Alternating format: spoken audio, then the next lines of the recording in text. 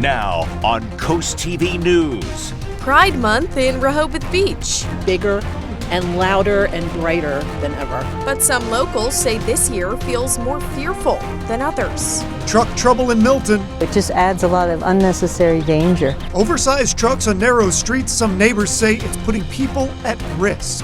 Blood that saves. It's a big need in this county. How you can help make a difference heading into the summer season. This is CoastTV News at 6. A misty and muggy Milton earlier today. Good evening. I'm Christina DeRobertis in for Madeline Overturf. And I'm Charlie Sakaitis. Welcome to our news at 6.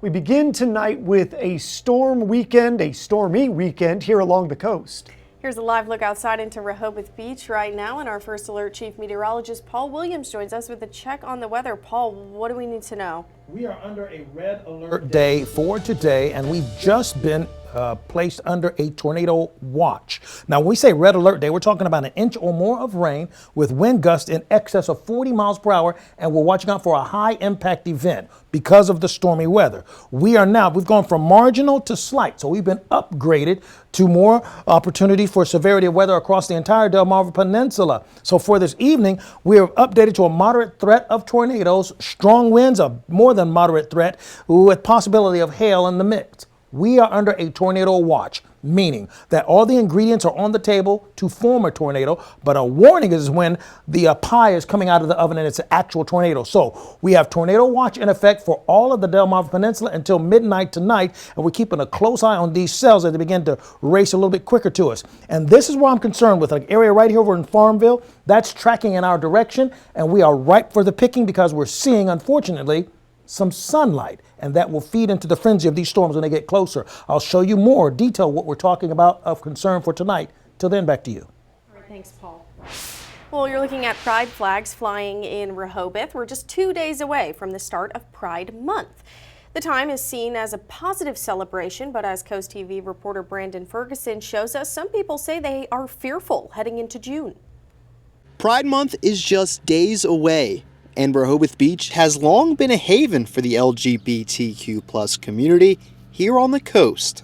But for Milton local Anita Kiger, this year feels different. This year, is there so much fear involved now? Fear of being exposed, fear of being hurt physically.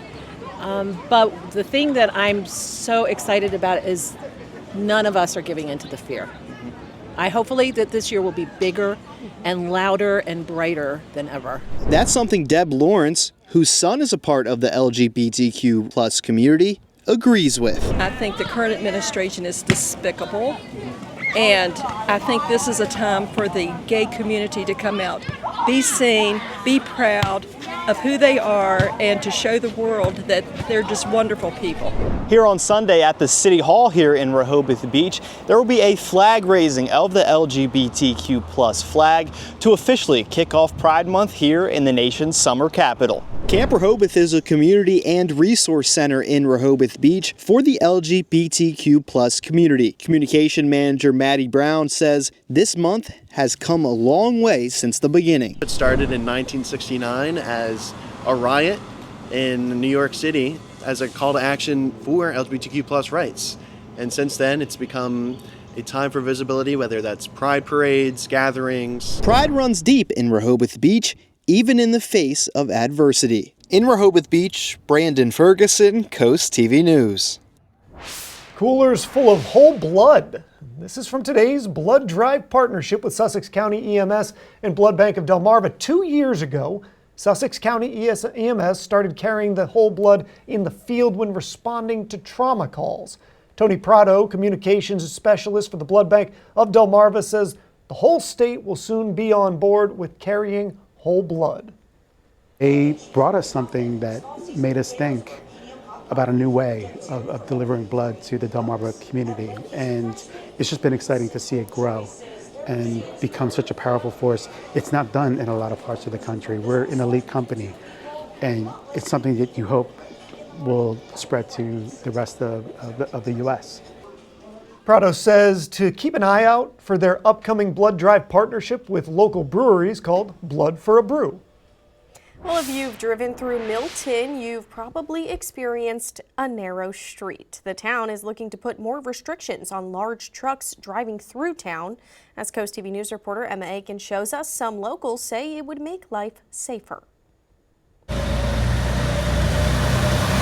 Big trucks, small Milton roads. It's very difficult to get through. It just adds a lot of unnecessary danger. That's why the town is looking to further restrict truck traffic on several streets, specifically for trucks with more than 2 axles or weighing over 5,000 pounds. And Connie Miller thinks that's a good idea.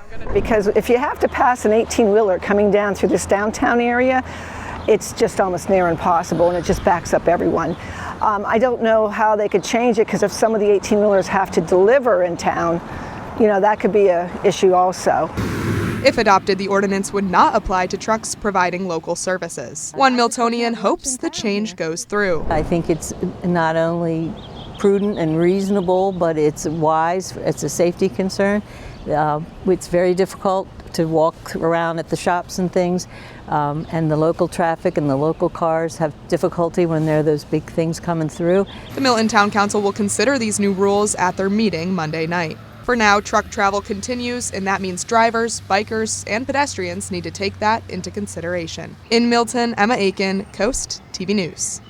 This brings us to our Coast TV poll. We want to know, how does it impact your drive through coastal towns? Let's take a look at the updated results from last news hour. Still, most people saying it's not a problem, but 18% say it causes delays, 12% saying it's too noisy, and 8% say it is a safety hazard. If you haven't voted yet, you can still do that at coasttv.com or use the mobile app. We'll show you updated results on Coast TV News at 11. New tonight, a 21-year-old man was arrested after dropping a gun in the Milford High School pickup line. That's according to the Milford Police Department. Police say Joshua Walker was putting the gun back in his waistband when a student spotted it and told school staff. Officers quickly detained him, and Milford police say no one was hurt and there is no threat to students. And staying in Milford, a Lewis man is facing his 6th DUI arrest after a crash on Sunday night. Police say 37-year-old Thomas Candaniel hit another car, which sent his own car into a house due to the impact. And then he ran off. He was caught hours later and now faces multiple charges, including a DUI and multiple traffic violations. 2 people were hurt in the crash. Both were treated and released, according to police. According to Milton police, 6 people were sent to the hospital earlier today after a DART bus started a big car crash. Police say it happened about 10 a.m. on Milton-Ellendale Highway and Mulberry Street. Coast TV spoke with 2 men in the middle car of the crash who shared their experience. So we were at a red light, stopped, and then we just kind of felt a boom behind us. And then we see a bus go around us, kind of into the trees behind us. And then we kind of get out, see the car behind us was kind of smushed in half. It got really hit, and then we hit a car in front of us. Police say they are still looking into the exact cause of the crash. Beep, beep, who's got the keys to the Jeep? Turns out the answer to that is everybody in Ocean City rolling in for Jeep Week. Coast TV News reporter Kevin Zapay shows us all the fun heading your way. This is Stephen King. No, not that Stephen King. The only scary thing about this Stephen King is the name of his Jeep, the Sand Shark. But he says that comes from his kids. Go to the beach, and my boys liked sharks, and the color of the Jeep and all that, so that's how we came up with some of that. For King, this is his 9th year at Jeep Week here in Ocean City, and he says he loves having this sort of thing right in his backyard. There's a lot of other Jeep events, other places you can go, but it's nice to do it when you're at home and support your local businesses and your friends and your families. For the first timer or the repeat Jeeper, OC Jeep Week is jammed full of things you can enjoy throughout the day. If you're an early bird who likes taking a stroll along the beach in the mornings, you might find some Jeeps driving along the coast. I run the beach crawl in the morning from the inlet down to 30th Street. In the afternoon, head over near the inlet parking lot to see all sorts of wild takes on the iconic ride. From a red one with monster tires, to patriotic Jeeps with USA flags, and even a pirate-themed Jeep. And whether you're part of the show or just a fan watching from afar, there's something for everyone. Vendors serving food, t-shirts and gear, and even top-of-the-line tires. But what King is most excited for is watching all the Jeeps drive in the sand. The sand course is pretty cool to watch. You can be on the boardwalk, you can be in your balcony and watch the Jeeps go just cruising around. An unsurprising take from the man who drives the Sand Shark. In any event, OC Jeep Week is completely free. It runs throughout Sunday, and if you're going to check it out, have fun and beware of the ducks. I'm Kevin Zappe, Ocean City, Coast TV News. And we are just getting started tonight. In sports, a dynasty versus a Cinderella story, a preview of D1AA softball state finals. We have red alert conditions for this evening. Stormy weather. We're under a tornado watch. Damaging winds, hail, isolated tornado possible between 7 and 11. And then stormy for the first part of the weekend. We'll be tracking the latest on these storms as they're continuing to form as we speak. But first, we'll show you all the cool things to do this weekend when we come back in just 60 seconds. This is Coast TV News at 6. If you're thirsty for fun this weekend, get ready for the Rehoboth Beach Margarita Crawl. It's happening Saturday from noon to 4. For $25, you can sip and stroll your way through downtown responsibly, of course. Next up, for some fresh sounds, you can check out Milton's new music and Wind Fest on Saturday. It's free, it's family-friendly, and the finale features a 50-minute walk and listen piece by composer Terry Riley, who's turning 90 next month. Then it's off to Slaughter Beach, where the Red Knot Fest celebrates birds, crabs, and all things coastal. Finally, get your purple gear ready because Ravens Roost Weekend takes over Ocean City with beach vibes, fan fun, and a big parade down Baltimore Avenue. You can find all the details on CoastTV.com under Cool Things to Do.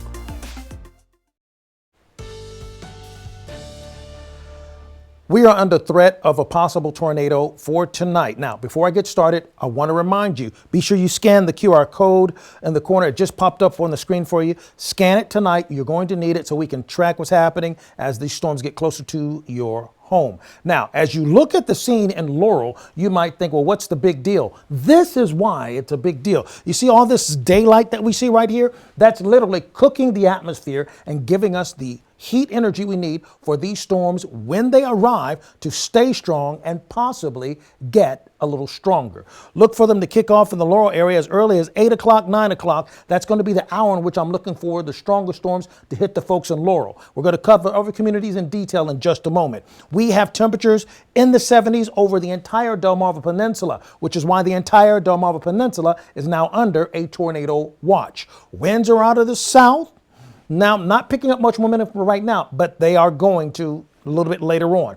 A tornado watch in effect for our entire area. That means we have all the ingredients on the table to form a tornado. Now, when we have a tornado warning, that means there's an active tornado that we're tracking and it's possibly causing damage, whether it's sighted by a spotter or if it's indicated by radar. Tornado watch is also in effect for Ocean City, Gray's Corner, all the way down towards West Ocean City, down towards Chincoteague. We also have that same concern for the folks that view us in Cambridge. Once again, a tornado watch until midnight tonight. Here's where we stand right now, and it's the breaks in the cloud cover where I'm concerned. It's not the quietness that makes you say, oh, it's not a big deal for us.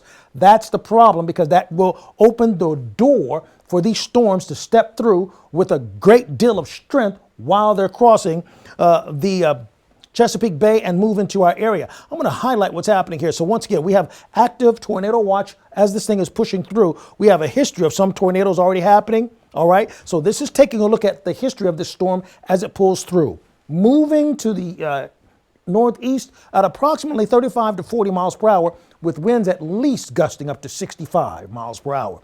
So tonight we're under a red alert, damaging winds, possibility of hail. We could see some isolated tornadoes through 11 o'clock, but remember the tornado watch is in effect until midnight.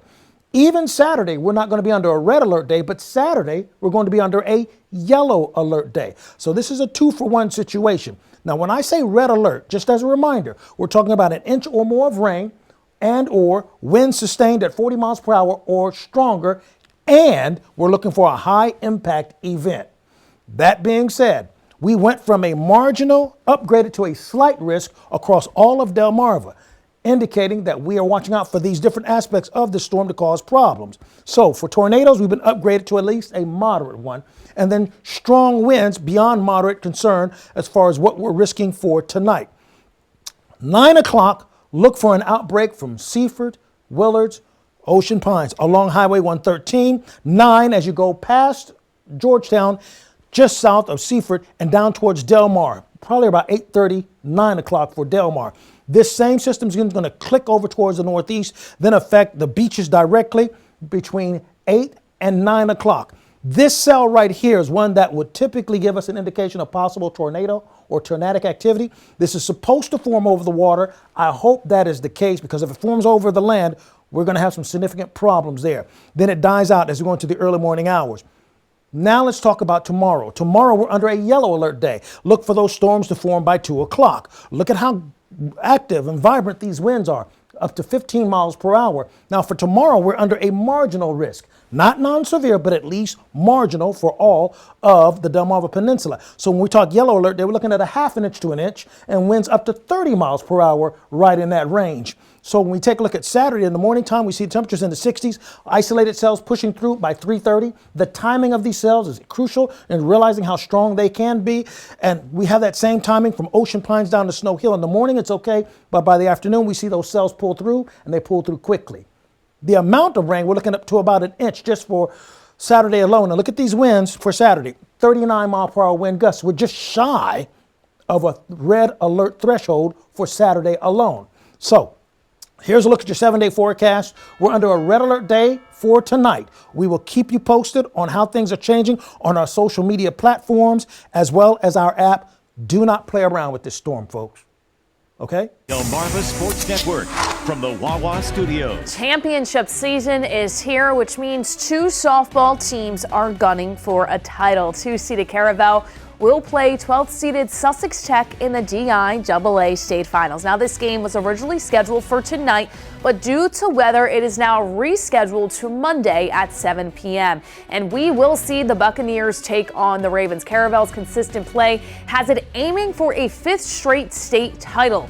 On the other side of things, Sussex Tech is looking to continue its Cinderella story. The Ravens are in the state title for the first time since 2016. Their biggest upset coming in the quarterfinal round against Lake Forest, a 15-0 win against the number 4 seed, led them to a state semifinals where Sussex Tech defeated Sussex Academy 10-6. One team looking to continue its Delaware dynasty and one looking to complete a stunning run. First pitch, Caravel and Sussex Tech is at 7 p.m. on Monday. Make sure you follow along on our social media pages at Delmarva Sports. We'll see if the dynasty or the Cinderella story will prevail. That'll for sports. Have a great night, everybody. 4th annual Rally for First Responders is back, but take note, it's been moved to Sunday, June 1st. It was going to be tomorrow.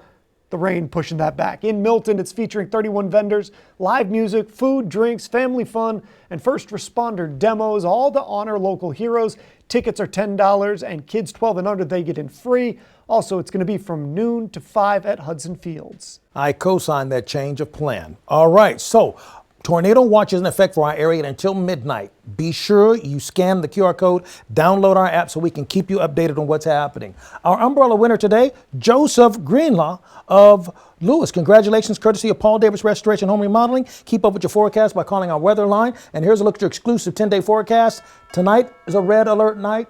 Tomorrow's a yellow alert day. All right, thanks for keeping us informed, Paul, and thanks for joining us for Coast TV News at 6. For more news, more local weather, and especially today, download that Coast TV News app. The NBC Nightly News is up next. And we'll see you later tonight for Coast TV News at 11. Have a great evening.